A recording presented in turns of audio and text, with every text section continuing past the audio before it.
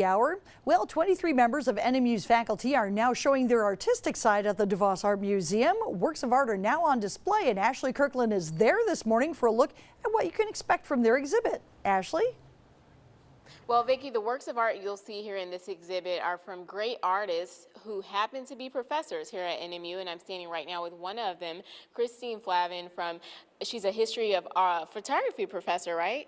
History of photography and also studio photography. I teach both. Okay. And you have a real passion for, I guess, traditional photography, and that feeds into your exhibit. Talk to us about just your history and background with photography.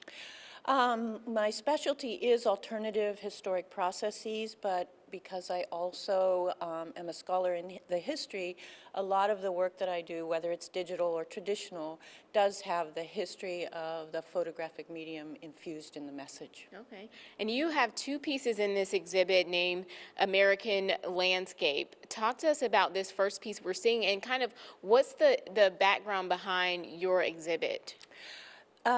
These are talking about the tradition of the American landscape in photography. Landscape photographs, since the invention of photography, have been used to frame how the United States feels about itself as a nation, about its people. The landscape stands for frontier and individualism and democracy. Well, in the 21st century, things look a lot different. There is no real frontier here. So our landscape is pretty much filled with buildings, cul-de-sacs, storage units, and that's pretty much what this image is addressing, both the icons of our nation, the Statue of Liberty, and the way our frontier has deteriorated over time. Okay, and we have a second one here that is inside of a home that you captured. Talk to us about this one. It's a little bit, in my opinion, less obvious than the one that we've seen before. This one's a little bit edgier. It's the interior of an old workhouse or poorhouse, the remnants of people living there, the way they've left it, and it has a kind of violence, I think, when you look at the floor and the walls.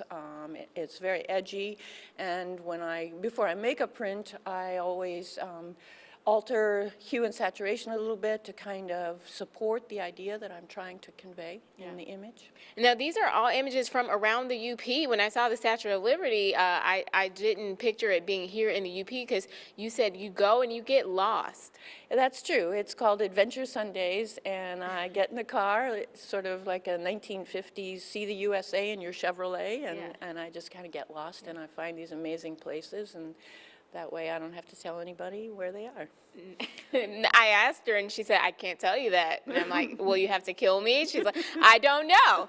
That's right. Yeah, but this is also, we were having a conversation about this. This is kind of like the anti-Instagram. That's what I named it, not what you named it. But in the age of instant digital photo, this is the anti-Instagram. Talk to us about just that concept. Well, I think anybody can be a photographer today. If you've got a cell phone, you can be a photographer, and you can take great pictures. These photographs were taken with a digital SLR, and I spent hours working on them, finding the place. The rise in interest in traditional and historic processes that we see in a lot of photography today in the fine art world is a response to the digital snap shooter. We want to be separated from that. Although there's nothing bad about the digital snap shooter. Amazing photographs come out of cell phones all the time. Well, thanks so much, Christine. You can come down and see her work at the DeVos Art Museum. The exhibit is open. We are the digital snap shooter at TV6. We have an Instagram page, right, Vicki? But if you want to come see some old-fashioned photography done by Christine, then you can come down to the DeVos Art Museum. I'll take it back to you for now. Ashley Kirkland reporting live in Marquette, TV6 News. All right. Thank you very much, Ashley. And yes, Marquette, indeed, you'll see some of the school's faculty's best work. We'll go back to live Ashley Kirkland, who's live from the museum with more. Ashley? Well, Sam, this is the third biennial faculty art exhibit that they have here at the DeVos Art Museum. It's not something you see every day, so it's a great thing for people to come down and view. I'm here with one of the artists / professor, Gypsy Schindler. Gypsy, thanks so much for being here this morning. Now, talk to us about what you do here at NMU. I teach drawing, painting, and printmaking. I just got here this last fall, so it's my second semester. I was living in Grand Rapids before. I got my BFA from Kendall College of Art and Design, which is where I was teaching before here, and I got my MFA from Eastern Michigan University in Ypsilanti, and I've been, teaching for about 7 years, and so far enjoying it a lot. So you know a thing or two about art, and you have two unique pieces here, sort of with watercolors and different things. Talk to us about these pieces and how you came up with the concept. Sure. I really enjoy mixed media. I enjoy working on different surfaces. I'm interested in memory and how we categorize memory, and then how we relate that to current situations and vice versa. You know, how do current situations trigger our memories, and then what does that mean for us? How do we process that? Yeah.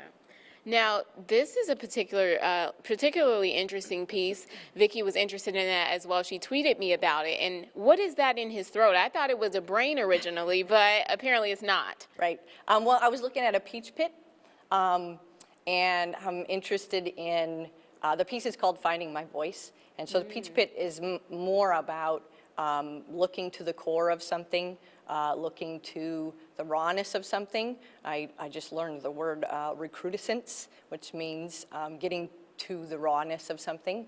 And how does that relate to your own emotional state, finding your voice, understanding your own vulnerability, and feeling okay with that. Yeah.